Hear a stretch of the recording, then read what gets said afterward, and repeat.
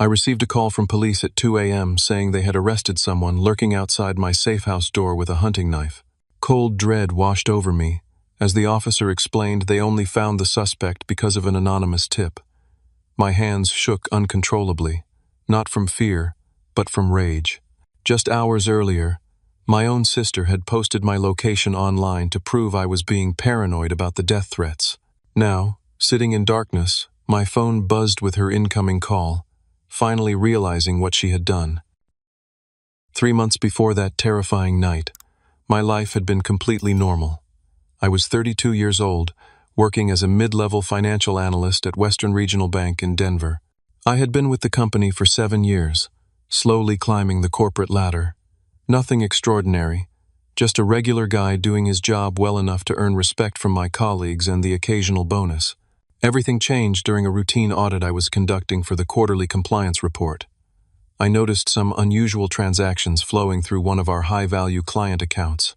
The numbers did not add up, and the documentation seemed deliberately convoluted. After digging deeper, I discovered what appeared to be an elaborate money laundering scheme involving Jackson Harmon, one of our most charismatic senior executives. Jackson was well-connected and universally liked. Tall, with a perfect smile and designer suits, he was the kind of executive who remembered your name, asked about your family, and always had courtside tickets to share with favored employees. He had been with Western Regional for 15 years and was rumored to be next in line for the CFO position.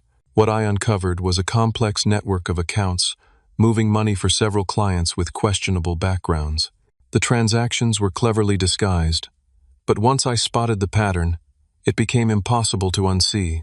Over 3 years, hundreds of millions of dollars had been cleaned through our bank, with Jackson orchestrating the entire operation. I approached my direct supervisor, Trent Wilson, the day after my discovery. Trent had always been fair and professional, and I trusted his judgment. "This is extremely serious, Maynard," Trent said, reviewing my carefully organized evidence. "If what you are showing me is correct, this could rock the entire organization." "I double and triple-checked everything," I replied. "The pattern is clear once you know what to look for." Trent nodded, his expression grave. "You did the right thing bringing this to me. I will take this directly to the executive committee and our compliance officer. We have protocols for this kind of situation. Should I be concerned about Jackson finding out I discovered this?" I asked. "Absolutely not," Trent assured me. "Whistleblower protections exist for exactly this reason. Your name will be kept confidential during the investigation. Just continue your normal duties, and let us handle this at the executive level." I left his office feeling simultaneously anxious and proud. Discovering fraud had never been on my career bingo card, but I knew I had done the right thing. The system would work. Bad actors would face consequences. Integrity mattered. That evening, I met my younger sister Abby for our weekly dinner. At 29, Abby worked in the marketing department at Western Regional. Though we had the same employer, our paths rarely crossed professionally. Personally, we had always been close despite our different personalities. Where I was cautious and analytical, Abby was outgoing and impulsive. "You seem distracted tonight," she said as we ate at our favorite local Italian restaurant. "Something happen at work?" I hesitated but ultimately decided to tell her. We had always confided in each other, and I trusted her discretion. I kept my voice low as I explained what I had found and my meeting with Trent. Abby's eyes widened. "Jackson Harmon? Are you serious? He is practically royalty at Western." "The evidence is clear," I said. "Multiple accounts, consistent patterns, falsified documentation. Have you considered that maybe there is a legitimate explanation?" she asked. "Jackson has always been super nice to everyone in marketing." "Being nice does not make someone honest, Abby. The numbers do not lie." She twirled pasta around her fork, looking thoughtful. "Just be careful, okay? Jackson has powerful friends, both inside and outside the bank. People who could make your life difficult. That is why we have whistleblower protections," I replied. "The system is designed to prevent retaliation." Abby looked unconvinced but dropped the subject. Over the next few days, I tried to focus on my regular duties while waiting to hear about the investigation. I noticed small, unsettling changes at work. Files I needed were suddenly misplaced. My computer crashed repeatedly, losing hours of work. Colleagues who normally stopped by my desk for casual chats suddenly seemed too busy. Still, I maintained my faith in the process. I had done the right thing, and eventually, the truth would come out. 2 weeks passed with no update from Trent. I was beginning to feel anxious when his assistant finally called to schedule a meeting. I arrived at his office feeling hopeful that the investigation had validated my findings. Trent did not stand to greet me as he usually did. He remained seated behind his desk, his expression unreadable. "Maynard, thank you for coming. Please close the door and have a seat." Something in his tone made my stomach tighten. "The executive committee and compliance team have thoroughly reviewed your allegations regarding Jackson Harmon," Trent said, his voice formal and distant. "After careful examination, they have determined that no impropriety has occurred." I blinked in confusion. "That is not possible. The evidence was clear. What you identified were legitimate transactions for our international clients. The complexity you noted is due to cross-border banking regulations, not any attempt at concealment. But the documentation was falsified," I insisted. "The dates were altered, signatures did not match." Trent sighed, leaning back in his chair. "Maynard, you are an excellent analyst, but these matters are more complex than they might appear to someone at your level. The committee found no irregularities that could not be explained by standard banking practices." I stared at him, suddenly realizing what was happening. They are covering it up. Trent's expression hardened. "That is a serious accusation. I would strongly advise against making such statements without irrefutable proof." "I provided proof," I said, my voice rising slightly. "You provided a misinterpretation based on incomplete understanding," Trent countered. "I suggest you focus on your actual duties and put this matter behind you. The case is closed." As I left his office, a cold feeling of betrayal settled in my chest. Something was very wrong, and it was becoming clear that the system I had trusted would not protect me after all. The dismissal of my evidence left me stunned, but not deterred. If anything, it convinced me that I had stumbled onto something even bigger than I initially suspected. If senior executives were willing to bury an investigation, the fraud must extend beyond just Jackson. I began gathering more evidence, this time being careful to create secure backups outside the company system. I worked late when fewer people were around, taking screenshots and documenting everything meticulously. My apartment gradually transformed into an amateur investigation headquarters, with sticky notes connecting related transactions and printouts covering my dining table. The atmosphere at work grew increasingly hostile. Colleagues who had once been friendly now avoided eye contact in the hallways. Twice I entered the break room to find conversations abruptly halt. During team meetings, my suggestions were consistently overlooked or dismissed. Jackson himself began taking notice of me in ways that felt deliberately intimidating. He would appear behind me unexpectedly, asking pointed questions about what I was working on. During a company-wide presentation, he singled me out. "Maynard, you seem to have concerns about our international transaction protocols. Perhaps you could share your expertise with the group." All eyes turned to me, and I felt the trap closing. If I spoke up, I would expose myself further. If I remained silent, I would appear incompetent. "I was just trying to understand the documentation requirements better," I replied carefully. "I appreciate the clarification provided by the compliance team." Jackson smiled, but it did not reach his eyes. Always happy to help our more junior staff navigate complex matters. The condescension was clear, as was the message. Know your place. The problems extended beyond work. I began receiving hang-up calls at home at odd hours. Anonymous emails arrived in my personal account, containing vague but unmistakable threats. Some questions are dangerous to ask, and loyal employees sleep better at night. I confided in my longtime friend Drew Kaplan, who worked in cybersecurity at a tech firm downtown. We had been friends since college, and I trusted him implicitly. We met at a coffee shop several blocks from both our workplaces. "This sounds serious, Maynard," Drew said after listening to everything.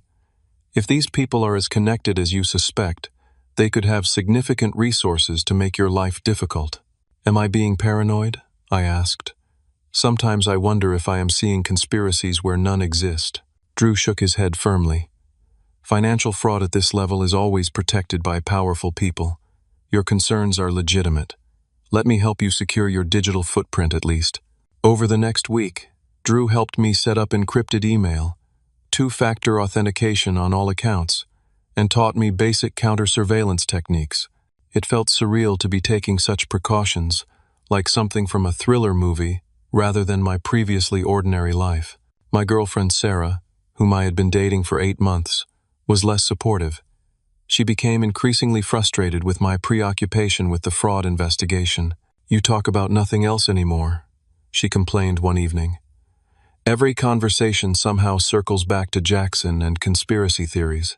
"They are not theories," I insisted. "I have seen the evidence with my own eyes." "Then take it to the FBI or whoever handles bank fraud," she said. "But this obsession is changing you. You are suspicious of everything, jumping at shadows." "I am being cautious, because there is legitimate reason for concern." Sarah gathered her things, shaking her head. "I care about you, Maynard, but I cannot be with someone who sees enemies around every corner. Call me when you have sorted this out and decided to rejoin the real world." The door closed behind her with quiet finality, another relationship casualty of my decision to speak up. Even my sister Abby began distancing herself. When we met for our weekly dinner, she seemed uncomfortable and distracted. "People at work are talking," she admitted reluctantly. "They say you have been making accusations against senior management, that you are creating problems because you were passed over for promotion." "That is ridiculous," I said. "I never wanted Jackson's position." "I know, but perception matters. Some people are suggesting you might be having some kind of breakdown." She reached across the table to touch my hand. "Mom and Dad are worried too. They asked me if you might benefit from talking to someone professional." The suggestion that I needed psychiatric help rather than being taken seriously stung deeply. "Have you told them what I found? The actual evidence?" Abby withdrew her hand. "I tried, but it sounds complicated and, honestly, a bit far-fetched when explained to someone outside the industry. So instead you have all decided I am having a mental health crisis?" "No one is saying that exactly," she backpedaled. "Just that stress can make people see patterns that might not exist." I felt increasingly isolated, my circle of trust shrinking to essentially just Drew. Even my parents were viewing me with concern rather than support. The final confirmation that my concerns were justified came 3 weeks after my meeting with Trent. I returned home from work to find my apartment door slightly ajar. Heart rate spiking, I cautiously entered to find my living space methodically searched. Drawers were open, books displaced, furniture slightly repositioned. Nothing of obvious value had been taken. My television, laptop, and watch were all still there. But my work notes were missing from my desk, and the backup hard drive I had hidden in a hollowed-out book was gone. This was no random burglary. This was a targeted message. They knew where I lived, they could enter at will, and they were watching my every move. The break-in left me deeply shaken. I called the police immediately, but the responding officers seemed unimpressed by what they saw. "No forced entry. Valuable electronics left behind," noted the older officer, Officer Brennan, as he half-heartedly filled out a report.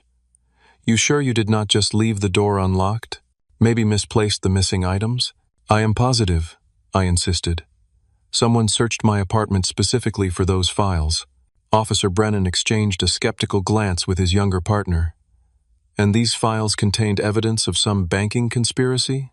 The way he said conspiracy made it clear he had already categorized me as paranoid. "Financial fraud," I corrected. "Documented evidence of money laundering through Western Regional Bank." "Right," Officer Brennan said, closing his notebook. "Well, we will file the report.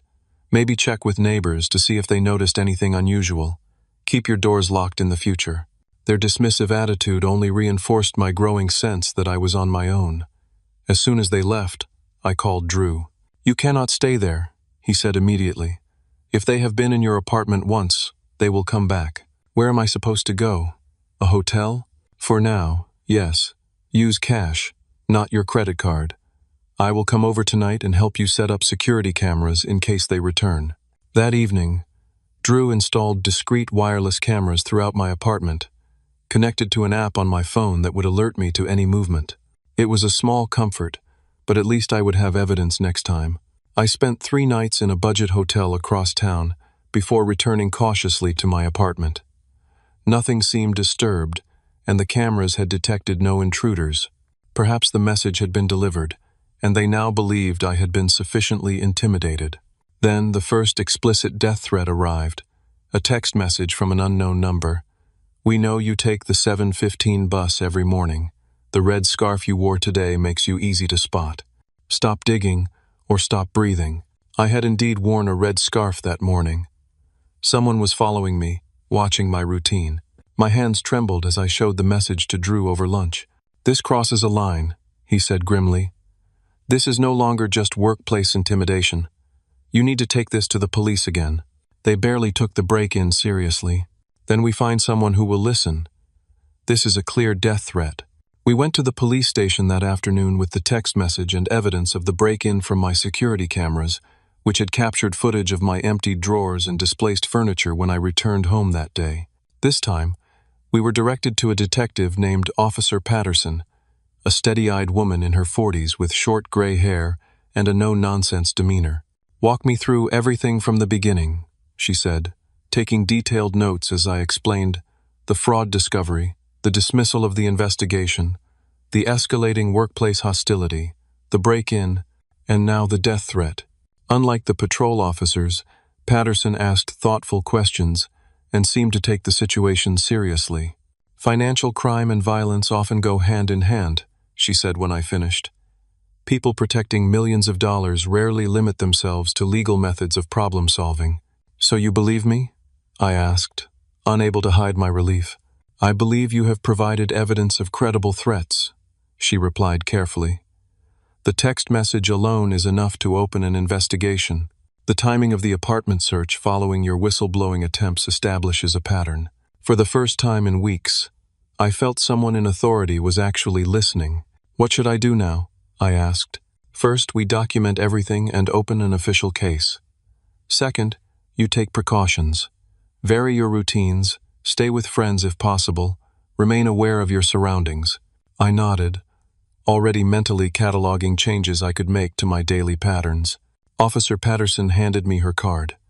"Call me directly if anything else happens, no matter how small it seems." 2 days later, my security app alerted me to movement near my car in the underground garage of my apartment building at 3 in the morning. The footage showed a hooded figure crouching near my front tire. I immediately called Officer Patterson. By the time police arrived, the person was gone, but inspection of my car revealed clear evidence of brake line tampering. If I had driven to work that morning, I likely would have lost brake function while descending the steep hill on my regular route. "This is attempted murder," Officer Patterson stated flatly. "We are beyond threats now."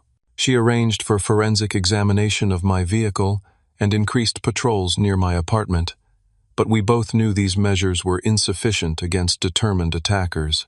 "I have a suggestion," she said. "We have a temporary safe housing program for witnesses and victims in active threat situations. It is not witness protection, but it would give you a secure location while we investigate and build a case." "You mean leave my apartment? For how long?" "Until we can identify and apprehend whoever is behind these threats. Could be days, could be weeks." The thought of abandoning my home felt like another victory for Jackson and his allies, but the alternative was potentially fatal. I agreed to the safe housing arrangement. Before relocating, I had dinner with my family, hoping for support in this increasingly dangerous situation. We met at my parents' house, with Abby joining us. I had not told them about the brake tampering yet, but I needed to explain why I would be unreachable at a secure location. The dinner began pleasantly enough, with my mother's familiar pot roast and my father's stories about his golf game. When the meal was winding down, I broached the subject. "I need to tell you all something important," I began. "The situation at work has escalated significantly." I explained the threats, the break-in, and finally the brake tampering, watching their expressions shift from polite interest to concern and in Abby's case, unmistakable skepticism. The police are taking this very seriously, I concluded. Officer Patterson has arranged safe housing for me until they can apprehend the people responsible. My mother reached for my hand across the table. This sounds terrifying, honey. Are you sure you would not be safer just quitting your job and moving out of state for a while? Running away would not solve anything, Mom. These people need to be held accountable. My father, always practical, asked, "Have you spoken with a lawyer? You might have grounds for a whistleblower protection case." "I have a consultation scheduled next week," I confirmed. Officer Patterson put me in touch with someone who specializes in financial crime cases. Throughout this exchange, Abby had remained unusually quiet. Finally, she spoke up. "Does anyone else think this all sounds a bit extreme? I mean, brake tampering? Secret safe houses? This is Denver, not a mafia movie. I have police reports, Abby. Evidence. This is happening." She rolled her eyes. "Or maybe you have convinced yourself it is happening because you cannot admit you might have been wrong about Jackson. People at work are saying you have been under a lot of stress lately. People at work are getting their information from the very executives I accused of fraud," I responded, trying to keep my voice level. "Of course they are going to discredit me. Or maybe, just maybe, you really did misinterpret some complicated international banking transactions," Abby countered. "And now you have created this elaborate danger narrative to avoid admitting you made a mistake." My father raised his hands placatingly. "Let us all take a breath here. Maynard, regardless of who is right about the fraud allegations, if the police believe the threats are credible, you should follow their safety recommendations." "I agree," my mother said quickly. "Better safe than sorry." Abby shook her head, pushing away from the table. "Fine. Go hide in your secret bunker if that makes you feel better. But do not be surprised if this whole situation is resolved by you getting some rest and perspective." Her dismissal hurt more than she could know. As I drove home that night, carefully testing my newly repaired brakes at each stop, I felt the weight of isolation pressing down on me. Even my own sister thought I was manufacturing drama. As I approached a steep hill on my route home, I pressed the brake pedal and felt immediate resistance. For a split second, I was relieved that the repairs had been successful. Then suddenly, the pedal went completely to the floor with no resistance. I had no brakes. The car began accelerating down the hill, headlights illuminating the sharp curve ahead. My heart slammed against my ribs as I desperately pumped the useless brake pedal. In a moment of clarity amid the panic, I remembered my driving instructor's advice from years ago about brake failure. I downshifted rapidly, the engine screaming in protest, and yanked the emergency brake while steering toward a side railing designed to slow vehicles. The car shuddered violently, metal scraping against metal with a horrific sound, but gradually lost momentum until it finally stopped, mere feet from the curve that would have sent me plummeting down a 30-foot drop. Shaking uncontrollably, I called Officer Patterson. As I waited for police and a tow truck, one thought repeated in my mind. This was no longer about whistleblowing or corporate fraud. Someone wanted me dead, and they had nearly succeeded. Officer Patterson personally escorted me to the safe house the following day. The modest two-bedroom apartment was located in a secure building in a quiet neighborhood across town, its address known only to a handful of trusted officers involved in the case. The unit has reinforced doors, security cameras, and an alarm system connected directly to our dispatch, she explained as we entered. The building requires keycard access, and the front desk is staffed 24 hours. I surveyed what would be my home for the foreseeable future. Basic furnishings, neutral colors, impersonal but functional. "How long do you think I will need to stay here?" I asked. Patterson set my bag down in the master bedroom. "That depends on how quickly we can build a case. With your brake line being tampered with twice, we have clear evidence of attempted murder, but connecting it to specific individuals will take time, and if you cannot make that connection..." Her expression was sympathetic, but direct. "Then we need to discuss longer-term options for your safety. But let us focus on the immediate steps first." Those steps included a meeting with Assistant District Attorney Marquez, a sharp-eyed woman who specialized in financial crimes. She arrived at the safe house the next morning, accompanied by Officer Patterson. "Officer Patterson has briefed me on the threats against you," ADA Marquez began. Now I need to understand the underlying fraud that precipitated these threats. For the next 3 hours, I walked her through everything I had discovered. The suspicious transactions, the altered documentation, the improbable fund movements, and the dismissal of my internal report. Unfortunately, most of my evidence was on the hard drive that was stolen during the break-in, I concluded. But you said your friend Drew helped you set up secure backups, Officer Patterson prompted. Yes, we have cloud backups of some key documents. Not everything, but enough to establish the pattern. Ada Marquez nodded. I will need access to all of that. Also, any names of potential witnesses who might have seen similar irregularities but remained quiet.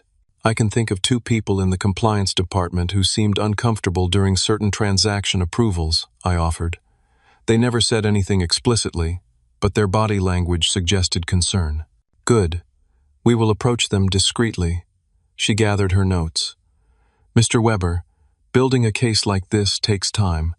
Financial fraud is deliberately complex to obscure criminal activity. The fact that they have resorted to physical threats suggests you found something significant. After they left, I felt simultaneously encouraged and overwhelmed. The justice system was finally taking my claims seriously, but I was effectively a prisoner in this safe house, cut off from my normal life indefinitely. Drew visited that evening, bringing additional clothes, groceries, and a secure laptop. His familiar presence was grounding amid the chaos.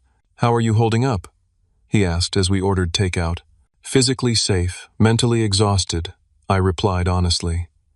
I keep replaying everything, wondering if there was a point where I could have prevented this escalation. This is not on you, Drew said firmly. You did what any ethical person would do by reporting fraud. The criminals are the ones who chose to threaten you rather than face consequences. Drew helped me compile a comprehensive file of all the evidence we still had access to, organizing it methodically for Ada Marquez.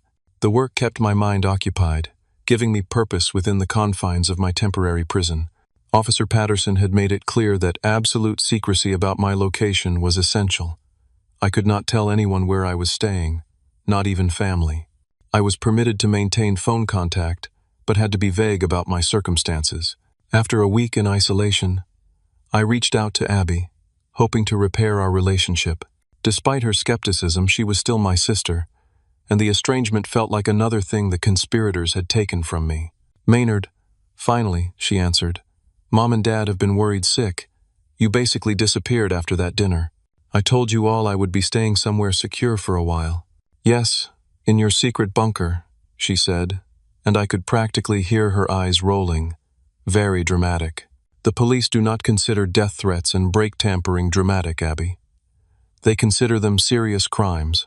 She sighed. Look, I am not saying nothing happened. Maybe someone did mess with your car, but connecting it to Jackson and some banking conspiracy seems like a stretch. The timing is hardly coincidental. Or maybe you have made other enemies. You have been acting pretty paranoid lately, according to everyone at work. The conversation continued in this frustrating circle, with Abby acknowledging the threats but refusing to connect them to my whistleblowing. Where are you staying anyway? She asked eventually. Mom wanted to bring you some home-cooked meals. I cannot disclose my location. That is the whole point of a safe house. Oh my God, Maynard, this is getting ridiculous. You are hiding from imaginary hitmen while a police investigation drags on with no arrests? Does that not tell you something? It tells me these people are well-connected and careful, I replied, my patience wearing thin. Or it tells you that your banking conspiracy theory is just that, a theory. Meanwhile, you are destroying your career and worrying our parents because you cannot admit you might have been wrong.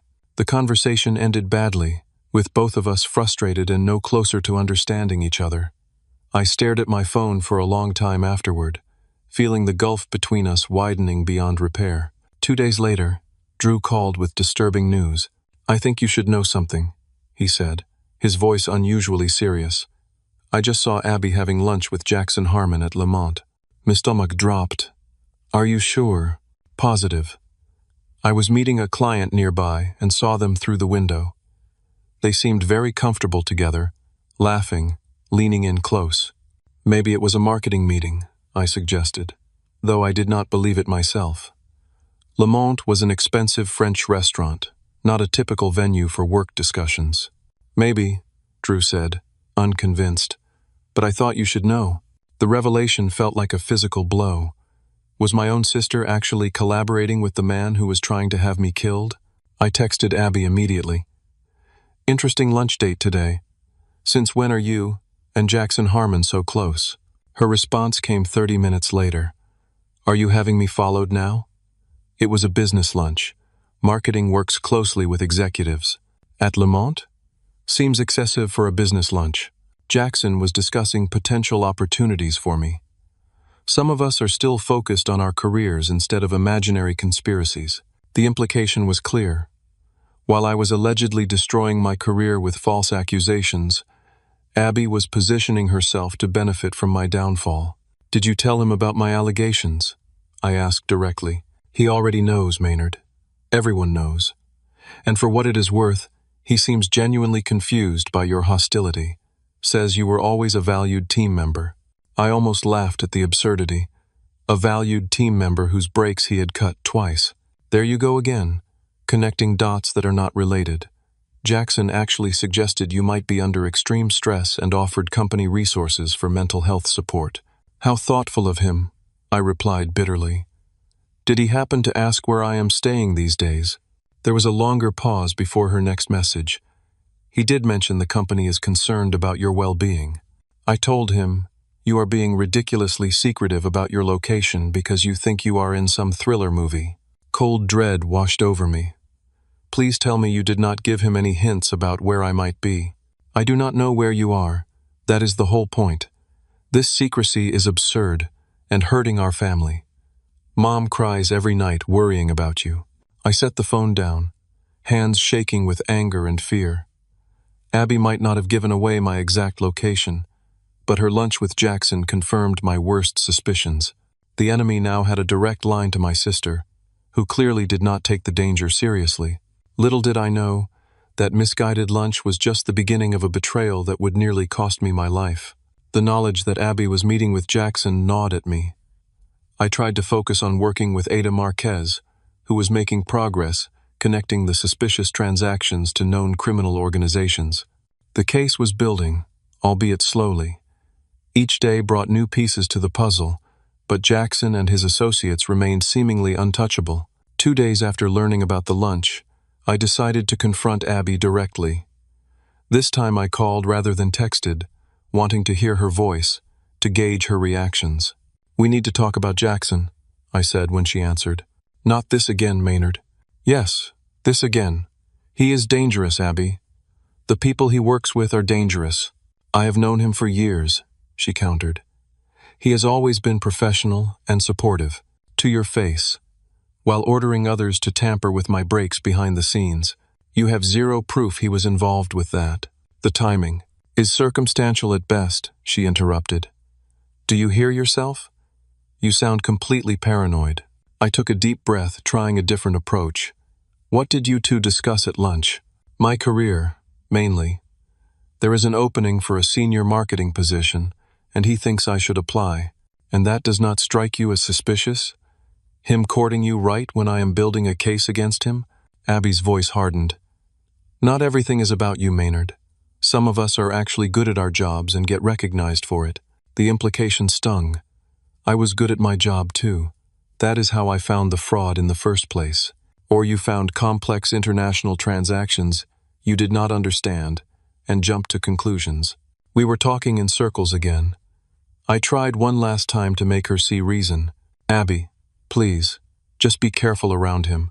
If you will not believe me about the fraud, at least accept that someone tried to kill me, twice. The police have the evidence. If someone really tried to kill you, why has no one been arrested?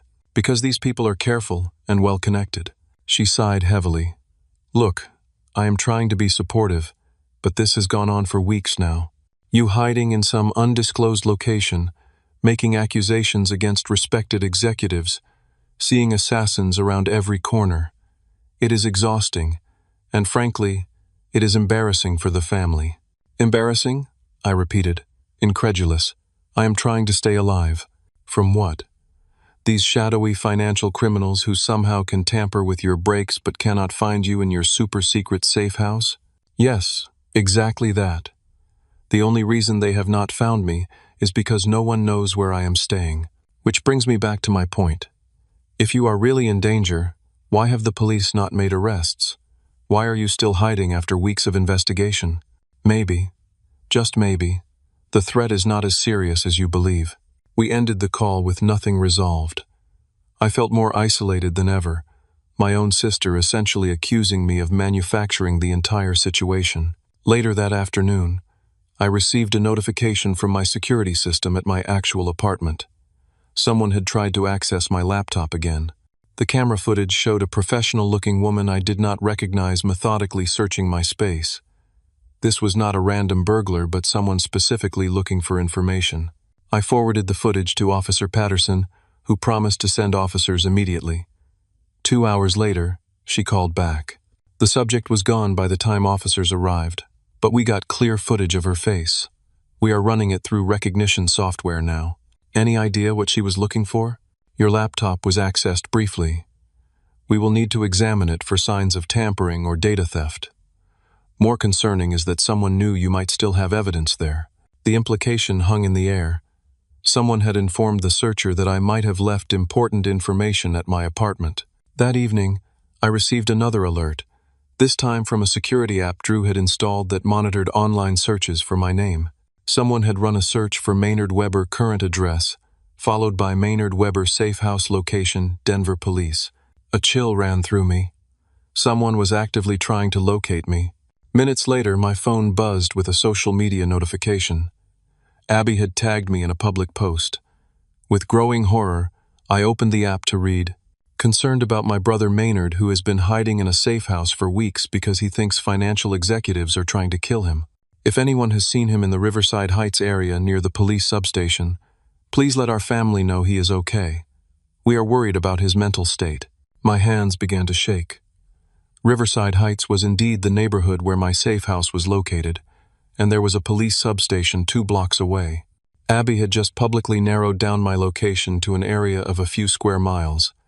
Anyone looking for me would now have a specific search zone. I immediately called Abby, my heart pounding. "Are you out of your mind?" I demanded when she answered. "Why would you post my location online?"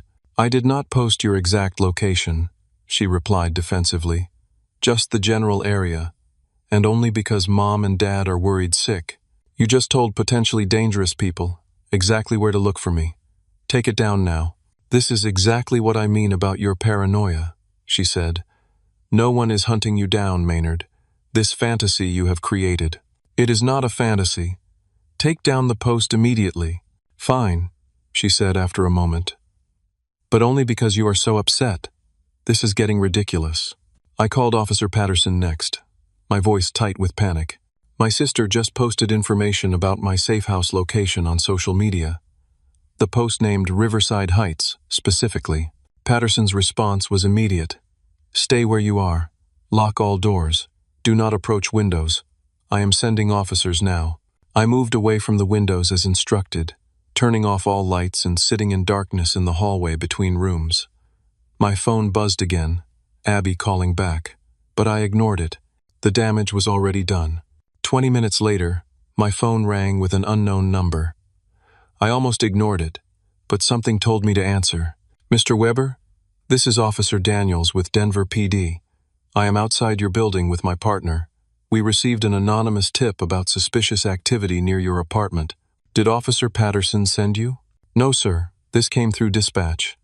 A concerned citizen reported a man lurking near the entrance to your building, possibly armed." My throat went dry. "Do not approach my unit.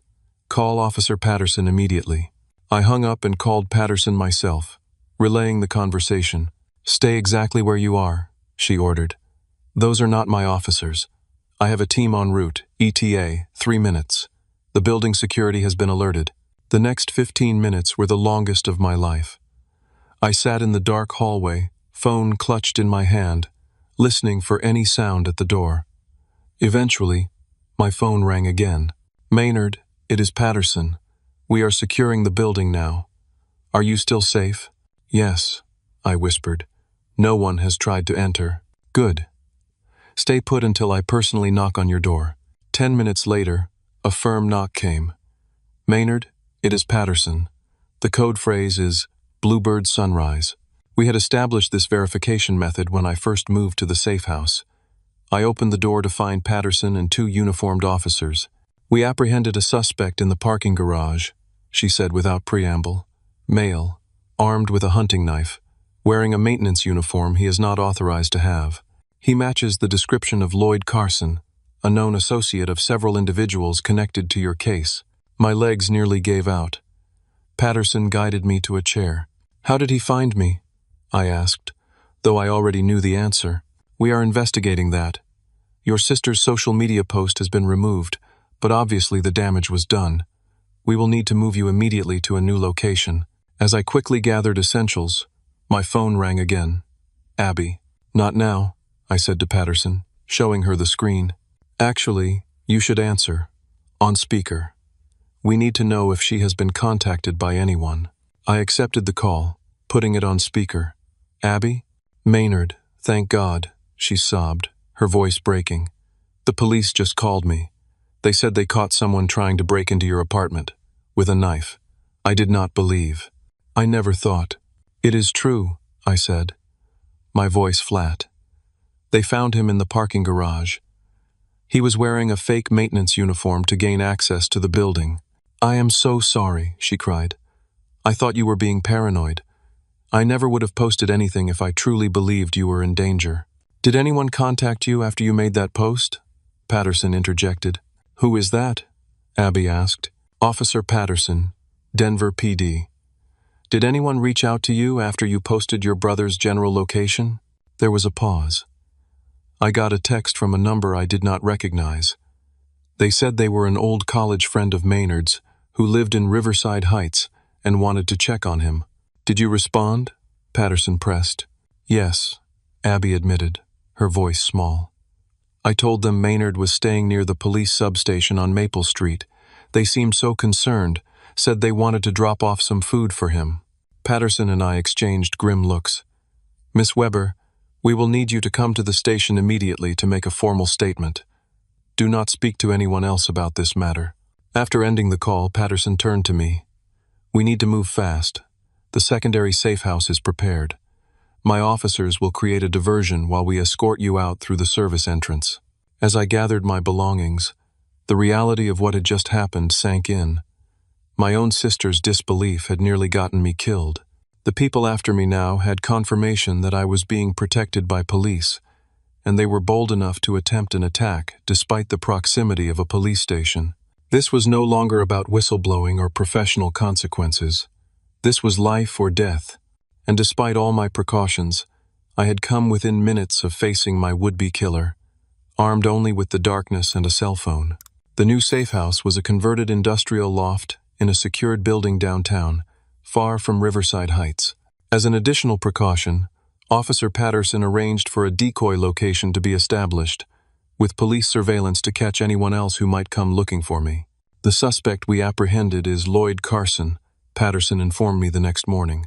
He has a record of assault and is known to provide services to certain financial entities looking to solve problems outside official channels. A hitman, I translated. Essentially, though not very sophisticated.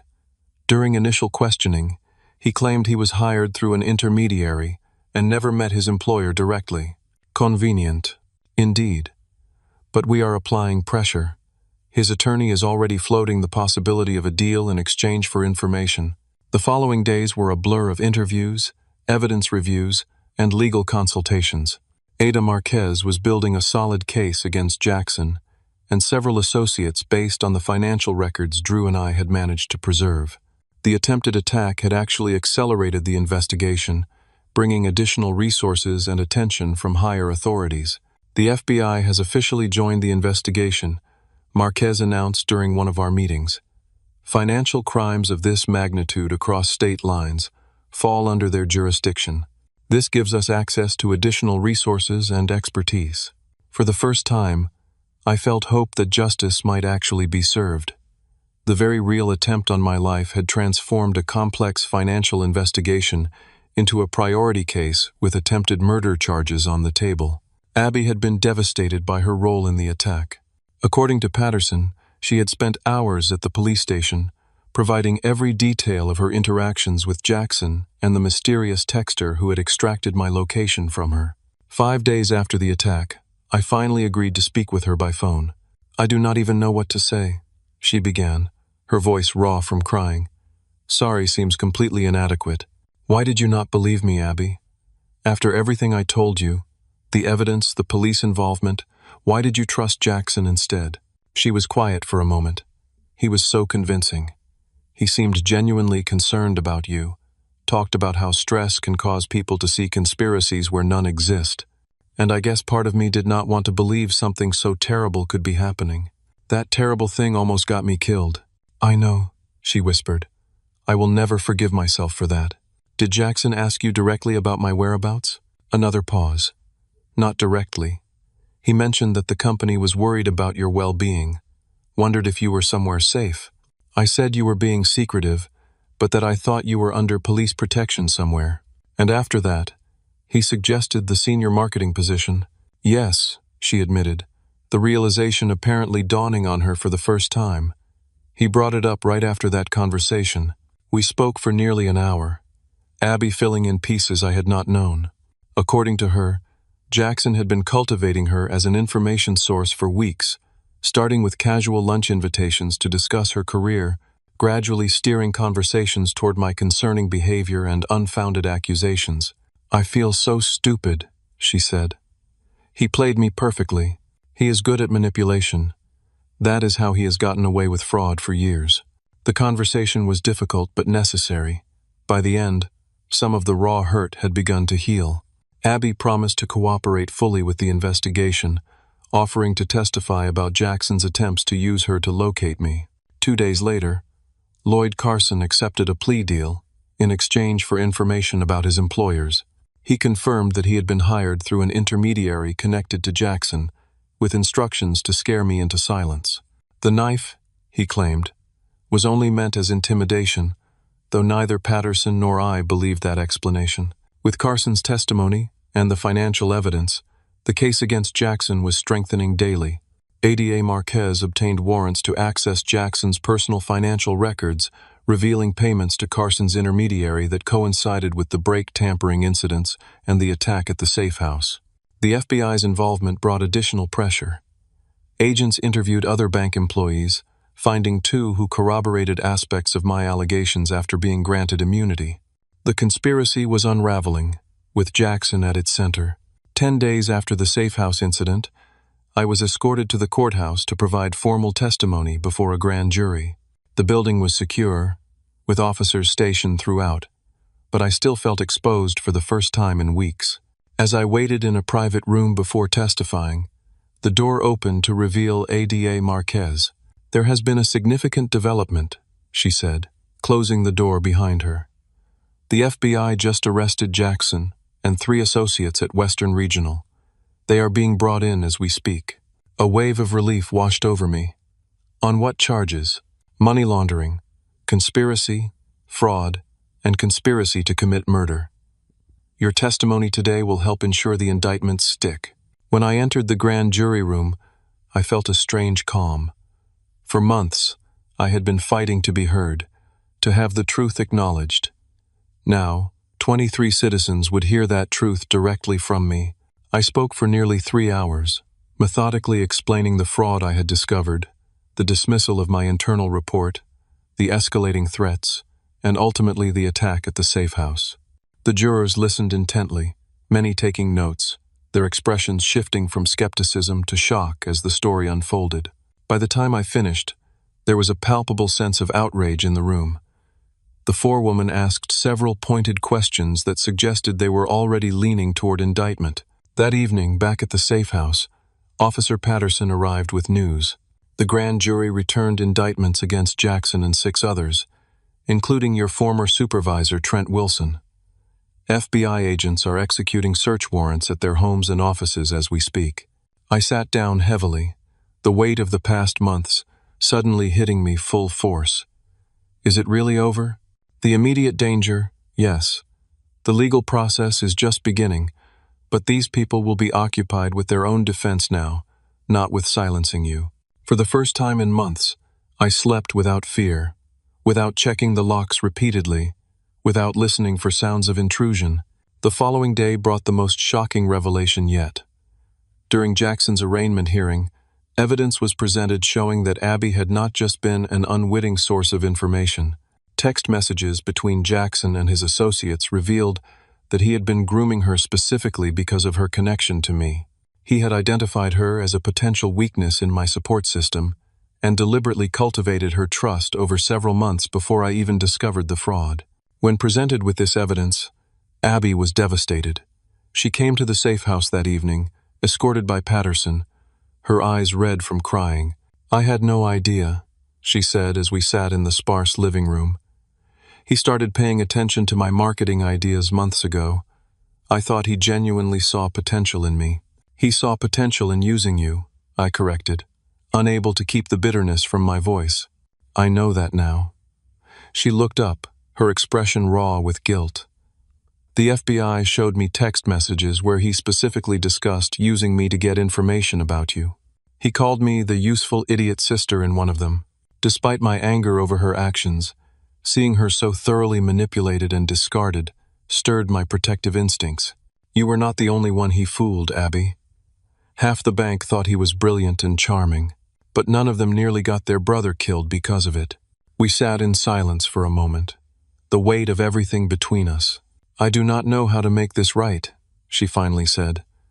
"I betrayed you in the worst possible way. You can start by testifying. Tell the truth about everything Jackson did, how he manipulated you, what he asked about me." She nodded firmly. "I will, I promise." As she left that evening, escorted back to her apartment where she now had police protection as a witness, I felt the first tentative steps toward forgiveness. Abby had made terrible mistakes, but Jackson had deliberately exploited her trust and family loyalty. The true villain remained clear.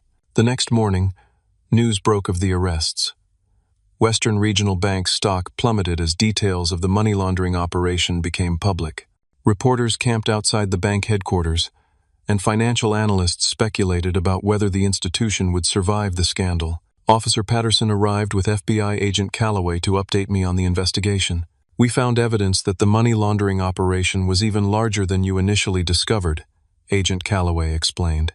"Over 5 years, nearly $500 million moved through the accounts you identified, connected to organized crime groups in 3 countries. What happens now?" I asked. "The case will proceed to trial unless they accept plea deals. Given the strength of the evidence, including your testimony and the attempted murder, prosecutors are in a strong position." "And what about me? How much longer do I need to stay in protective custody?" Patterson and Calloway exchanged glances. "The immediate threat has been contained," Patterson said. "Jackson and his closest associates are in custody with no bail. However, given the scope of this operation, there may be others connected to it who have not yet been identified. So I am still not safe." "You are safer," Calloway clarified. "We would recommend continued caution for the next few months as the case proceeds, but you can begin transitioning back to normal life with appropriate security measures." The prospect of returning to normal life after months of fear and isolation was both exhilarating and terrifying. What would normal even look like now? 6 months later, I sat in the federal courthouse as the judge delivered sentences for Jackson Harmon and his co-conspirators. After weeks of damning testimony, including my own detailed account and Abby's emotional description of how she had been manipulated, the jury had found them guilty on all counts. Jackson received 25 years for fraud, money laundering, and conspiracy to commit murder. Trent Wilson and 4 others received sentences ranging from 10 to 15 years. The intermediary who had hired Lloyd Carson to attack me at the safe house received 12 years. As Jackson was led away in handcuffs, he glanced in my direction with cold hatred. I met his gaze steadily, refusing to be intimidated any longer. His power was gone, his carefully constructed facade of respectability shattered beyond repair. Outside the courthouse, I stood with Abby, our parents, Drew, and Officer Patterson, as reporters shouted questions. "Mr. Weber, how does it feel to be vindicated after all this time? Are you planning to return to banking? Will you be filing a civil suit against Western Regional?" I raised a hand for quiet. "Justice has been served today. The people who committed financial crimes and then tried to silence me will face the consequences of their actions. That is all I have ever wanted. Thank you." As we walked away from the media scrum, my father squeezed my shoulder. "I have never been prouder, son. Your courage, through all this, has been remarkable." My mother wiped tears from her eyes. "I just thank God you are safe. When we think how close we came to losing you, the family healing had been a gradual process. After the arrests, my parents had been horrified to learn the full extent of the danger I had faced, and deeply remorseful for doubting my claims. Family therapy sessions had helped us process the trauma and rebuild trust, though certain conversations still carried echoes of past pain. Abby had struggled the most with guilt. Her unwitting role in endangering my life weighed heavily on her, despite my assurances that I had forgiven her. She had taken a leave of absence from Western Regional immediately after Jackson's arrest, eventually resigning to accept a position with a nonprofit organization focused on corporate ethics. "The sentencing helps," she said as we had lunch after the hearing. "Knowing they cannot hurt you anymore, that they are paying for what they did. It helps me too," I admitted, though I still check my rearview mirror more than I should. Drew raised his glass. "To Maynard, the most stubborn whistleblower in Denver. When everyone else doubted him, he stuck to the truth. And nearly got himself killed in the process," I added wryly. "But you did the right thing," my father insisted. "That matters." It did matter.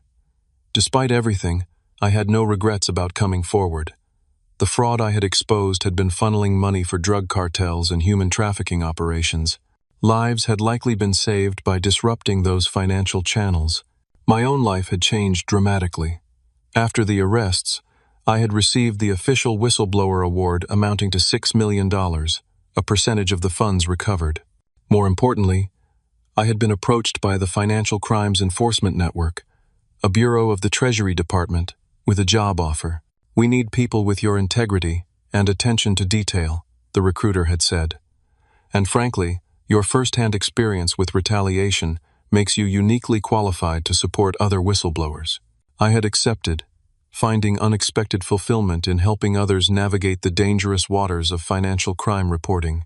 My experience had made me a more effective advocate, able to prepare whistleblowers for both the professional and personal challenges they might face.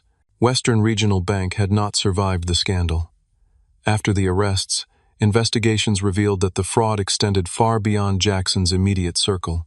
The bank had been acquired by a larger institution at a fraction of its former value, with most employees transferred to the new entity after rigorous vetting. As part of the transition, the new bank had implemented comprehensive whistleblower protection protocols and ethical compliance measures, directly addressing the failures that had allowed Jackson's scheme to flourish. I had been consulted on these measures, finding a certain poetic justice in helping to rebuild what had nearly destroyed me. My personal life had slowly healed as well. The friendships that had weathered the crisis had deepened, while superficial relationships had fallen away. Drew remained my closest friend, his unwavering support throughout the ordeal a reminder of what true friendship meant. Romantically, I had recently begun dating Jessica, a lawyer I met through my work with FinCEN. She understood the world I had navigated and respected the principles that had guided my choices. Unlike Sarah, who had walked away when things became difficult, Jessica valued the integrity that had driven me to risk everything for the truth. 6 weeks after the sentencing, we held a family dinner at my parents' house. As we gathered around the table, I looked at the faces of those who had stood by me through the darkest moments, and those who had found their way back after painful lessons. "I want to propose a toast," I said, raising my glass, "to truth, to justice, and to the courage to stand for both, even when it is difficult, especially when it is difficult." "To courage," they echoed. Later that evening, as Abby helped clear the dishes, she paused beside me. "I was thinking about something today," she said quietly. "When all this started, I could not understand why you would risk everything over some banking irregularities. It seemed so abstract compared to your safety, your career, and now Now I understand that principles only matter when they cost you something to uphold them. Anyone can claim integrity when nothing is at stake. I nodded, recognizing the hard-earned wisdom in her words. The strangest part is that I never set out to be a whistleblower or some kind of moral crusader. I just could not look away once I saw what was happening. That is what real courage is, she replied. Not fearlessness, but doing what is right, despite the fear. In the months that followed, I was invited to speak at conferences and ethics panels about my experience. Though public speaking had never been my strength, I found purpose in sharing the lessons I had learned about corporate accountability, whistleblower protection, and the personal cost of standing for truth. At one such event, a young financial analyst approached me after my presentation, clearly nervous. "I think I may have found something similar at my company," he confided. "But after hearing your story, I am terrified of what might happen if I speak up." I recognized the fear in his eyes, the same fear that had kept me awake through countless nights. "The system is imperfect," I told him honestly, "but there are resources and protections that were not available when I went through this. And now there are people like me who can help guide you through the process." I gave him my card, promising to connect him with the right authorities and support networks.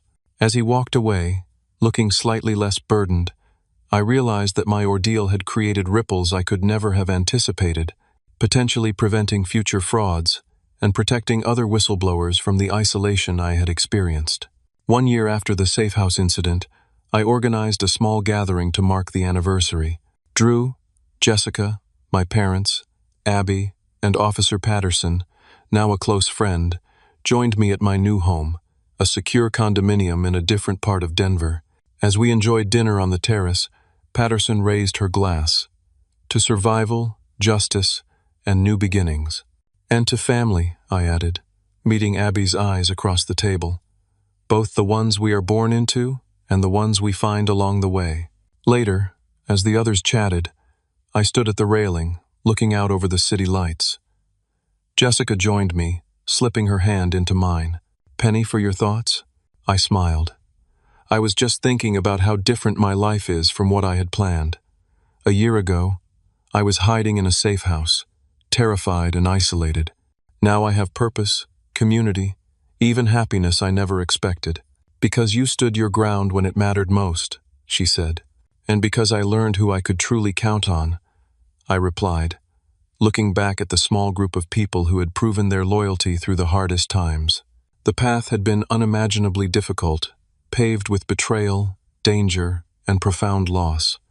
But it had also revealed strengths I never knew I possessed and connections more genuine than any I had known before. In the end, the truth had not only set me free, but had given me a life with deeper meaning than the one I had left behind. Standing in the safety of my new home, surrounded by people who had demonstrated true loyalty, I realized that the most valuable lesson was not about financial crimes or corporate ethics, but about the courage to stand alone for truth when necessary, and the wisdom to recognize genuine allies among those who claim to support you. Some truths come at a terrible price, but without people willing to pay that price, justice remains an empty word. I had paid dearly for my stand, but looking at what had grown from that sacrifice, I would make the same choice again without hesitation. Have you ever been in a situation where someone close to you doubted you when you needed their support the most?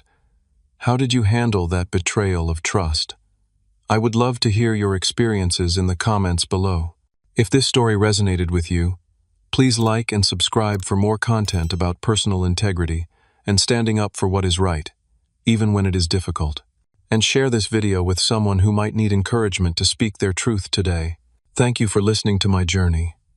And remember, sometimes the hardest choice is also the only choice that lets you live with yourself afterward.